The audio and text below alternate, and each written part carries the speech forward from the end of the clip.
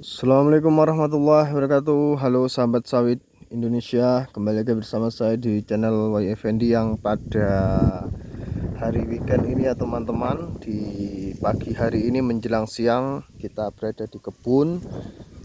Seperti biasa ya teman-teman, pada hari ini setelah kemarin kita laksanakan upaya pemanenan beberapa kali di areal kebun ini, dan alhamdulillah sudah kelihatan ya teman-teman hasilnya. Dan kemarin kita juga sudah menimbang potensi produksi kelapa sawit yang ada di kebun kali ini, dan alhamdulillah cukup lumayan produktivitasnya. Memang belum semuanya teman-teman, artinya belum semua tanaman kelapa sawit bisa kita laksanakan pemanenan karena ada beberapa hal di areal-areal tertentu kelapa sawit yang belum bisa dipanen karena ada beberapa kondisi tertentu, misalnya kondisi tanah yang menghambat pertumbuhan atau memperlambat perkembangan kelapa sawit itu sendiri ya teman-teman. Karena perlu dipahami juga di areal perkebunan kali ini memang areal lahan eks tambang yang coba kita manfaatkan untuk areal perkebunan kelapa sawit. Akan tetapi sampai di usia ke 34 bulan ini mau ke 3 tahun ya teman-teman, kurang lebih 2 bulan lagi, ini cukup baik. Yang nyata berkat kita laksanakan atau lakukan upaya perawatan di areal kebun yang memang perawatannya melebihi perawatan di area lahan awal ya teman-teman, artinya lahan yang tidak bekas tambang. Jadi seperti itu. Akan tetapi perlu digarisbawahi juga ya teman-teman, memang tidak mudah dalam hal merawat perkebunan kelapa sawit di areal lahan eks tambang. Teman-teman juga harus sering-sering membaca terkait lahan eks tambang, seperti apa cara atau penanganan yang tepat dalam hal menanam kelapa sawit di lahan eks tambang. Jadi seperti itu ya teman-teman. Memang metode perlu kita terapkan sebelum kita melaksanakan penanaman perkebunan kelapa sawit di areal eks tambang. Akan tetapi lahan-lahan eks tambang yang sudah diterapkan AMDAL dengan bagus atau dengan baik, itu juga akan kembali ke semula ya teman-teman, karena sistem penerapan AMDAL yang sudah baik akan bisa tanah bekas lahan eks tambang tersebut bisa dimanfaatkan kembali untuk misalnya kita dalam hal bidang perkebunan atau pertanian. Jadi seperti itu ya teman-teman. Di areal sini cukup lumayan bagus lah, karena sistem penerapan AMDALnya cukup baik di areal sini. Karena di areal sini tanah atas, akan tetapi ada juga tanah bawah, contohnya seperti ini, tanah hitam atau greystone, yang perlu jika ditanam kelapa sawit, coba dilihat, itu perlu perawatan yang lebih ekstra ya teman-teman. kita harus menerapkan atau memperbanyak pemupukan kompos yang nyata, baik itu kotoran ayam, kotoran sapi, untuk paling tidak untuk menggemburkan di areal sekitar tanaman kelapa sawit, agar tanaman kelapa sawit sendiri bisa bertumbuh, berkembang, atau memproduksi buah tandan segar atau TBS nanti bisa maksimal yang nyata ya teman-teman. Ini di areal sini cukup sudah bagus daripada dulu.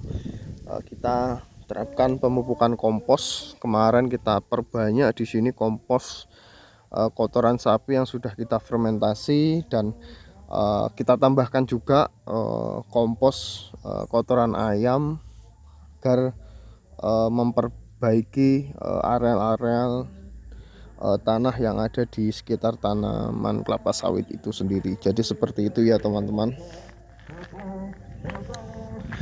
Nah, tuh ini di tanggal 31 Agustus ini masih di kampung, masih merayakan hari kemerdekaan Indonesia ya teman-teman. Masih ramai di sini, itu acara karnaval. Oke, kita kembali. Kemarin kita sudah laksanakan pemanenan di kebun ini ya teman-teman, dan kita sudah timbang dan tahu hasilnya ya alhamdulillah cukup lumayan lah nanti buat perawatan selanjutnya. Nah, di areal tengah ini nanti kita akan semprot total ya teman-teman, karena kondisi tanaman kelapa sawit juga sudah besar dan perakaran juga sudah mulai menyebar kemana-mana. Maka dari itu kita nanti akan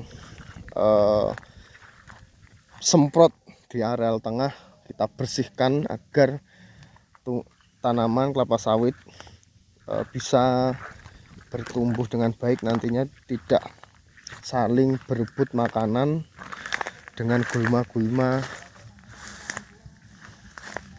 yang ada. Jadi seperti itu. Tuh. Nah, ini kita semprot. Ini kenapa dulu itu tidak kita semprot, karena kita takut karena ini longsor jikalau disemprot.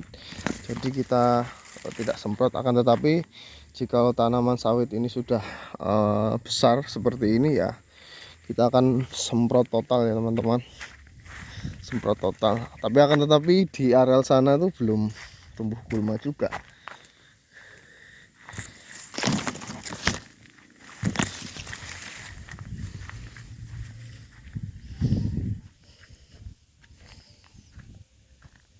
Kita aktivitas weekend, jikalau tidak ada kegiatan di luar ya kita merawat kebun. Ya lumayan lah ya teman-teman, karena kebun untuk jangka panjang yang nyata potensinya juga besar. Tetapi kita juga dalam hal mencari pendapatan, kita juga harus mencari di luar juga ya teman-teman. Kita tidak boleh artinya tidak bisa menetap ke satu pendapatan. Jadi kita harus berupaya meningkatkan passive income lain, di pendapatan bisa double, dan mudah-mudahan apa yang kita lakukan ini berkah ya teman-teman, berkah buat kita, keluarga kita, dan berkah juga nanti sedikit banyaknya kita akan kasihkan ke orang yang membutuhkan. Jadi seperti itu. Dengan konsep seperti itu, insya Allah rezeki yang mengalir ke kita insya Allah akan berkah karena sebagian rezeki yang kita dapatkan atau terima itu ada bagian orang yang lain yang membutuhkan ya teman-teman. Jadi jangan takut untuk berbagi, karena berbagi itu sudah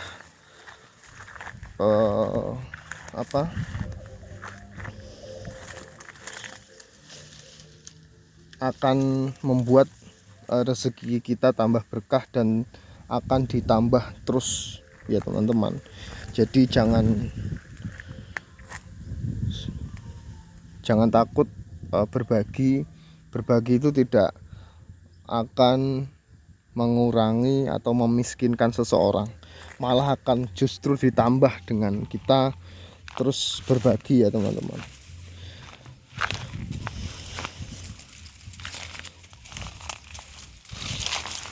Nah ini dulu kita kan kita habiskan atau kita buang total buah yang di bawahnya, dan ini sudah tumbuh kembali dan cukup besar ya teman-teman, lumayan besar daripada yang dulu. Nah memang pentingnya upaya kastrasi ya seperti ini. Nah itu, nah kalau di situ memang kita nanti akan kita laksanakan atau nanti terasiring lah ya teman-teman, atau kita laksanakan pembuatan jalan misalkan seperti ini, seperti di areal-areal yang nanti susah untuk dilalui kendaraan bermotor. Oke, mungkin itu dulu ya teman-teman aktivitas saya di hari Minggu weekend di tanggal 31 Agustus tahun 2025. Apabila ada saran terkait bidang perkebunan kelapa sawit, monggo bisa saja di komen ya teman-teman. Kita sharing atau tukar pemikiran di bidang perkebunan kelapa sawit. Siapa tahu bisa bermanfaat untuk orang lain, dan apabila ada salah kata terkait ucapan saya mohon dikoreksi, karena saya juga dalam tahap ini masih perlu banyak belajar lagi. Jadi seperti itu. Oke, mungkin itu dulu ya teman-teman. Saya ucapkan terima kasih. Assalamualaikum warahmatullahi wabarakatuh.